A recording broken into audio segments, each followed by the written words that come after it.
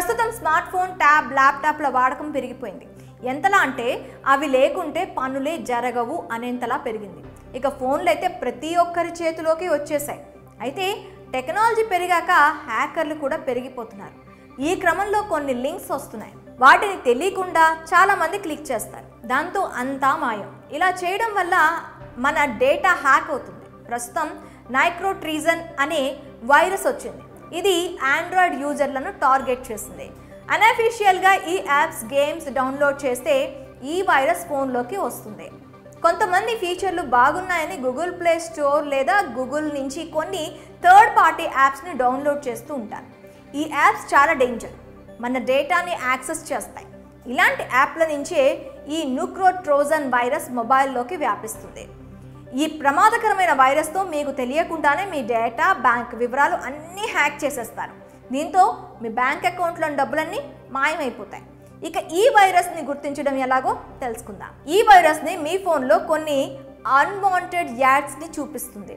ముఖ్యంగా 2 యాప్స్ ద్వారా ఈ వైరస్ ఆండ్రాయిడ్ ఫోన్లు, ట్యాబుల్లో వ్యాపిస్తున్నాయి. అవే వూటా కెమెరా, మ్యాక్స్ బ్రౌజర్. ఒకవేళ మీ ఫోన్లో ఈ యాప్స్ ఉంటే ఖచ్చితంగా అన్ఇన్స్టాల్ చేయండి. ఎందుకంటే ఈ 2 యాప్స్ నైక్రోట్రోజన్ వైరస్ను చాలా ఈజీగా స్ప్రెడ్ చేస్తున్నాయి. వూటా కెమెరా యాప్ని చాలామంది వాడుతున్నారు. దీన్ని ఇప్పటికే 1 కోటి మందికి పైగా డౌన్లోడ్ చేసుకున్నారు. కానీ ఈ యాప్లోనే ప్రమాదకరమైన నైక్రో వైరస్ ఉంది. అలాగే మ్యాక్స్ బ్రౌజర్ కూడా 1,00,000 మందికి పైగా వాడుతున్నారు. కాబట్టి ఈ యాప్స్ కూడా ఖచ్చితంగా డిలీట్ చేయండి. అయితే ఈ వైరస్ని గురించి వీటిని గూగుల్ ప్లే స్టోర్ తొలగించింది. ఇలాంటి యాప్స్ గూగుల్ ప్లేలో ఎన్నో ఉంటాయి. వాటిని డౌన్లోడ్ చేసే ముందు చెక్ చేసుకొని డౌన్లోడ్ చేసుకోవాలి. ఇలాంటి యాప్స్ ఎక్కువ యాడ్స్ కలిగి ఉంటాయి. కాబట్టి వీటిని గుర్తించి డౌన్లోడ్ చేసుకోవాలి. ఎప్పుడు కూడా తెలియని వ్యక్తులు పంపే యాప్స్ డౌన్లోడ్ చేయకూడదు. ఇలాంటి ప్రమాదాలు జరగకుండా ఫోన్లో ఒక మంచి యాంటీవైరస్ సాఫ్ట్వేర్ ఇన్స్టాల్ చేసుకోవాలి. సాఫ్ట్వేర్ ప్లస్ వాట్సాప్, మైక్రోక్రాఫ్ట్ వంటి యాప్లు అన్అఫీషియల్ వెర్షన్లో కూడా ఈ వైరస్ ఉన్నట్లు తెలుస్తుంది. ఇలాంటి యాప్స్ని గూగుల్ ప్లే స్టోర్ తప్ప వేరే ఏ ప్లాట్ఫామ్లో డౌన్లోడ్ చేసుకోకూడదు.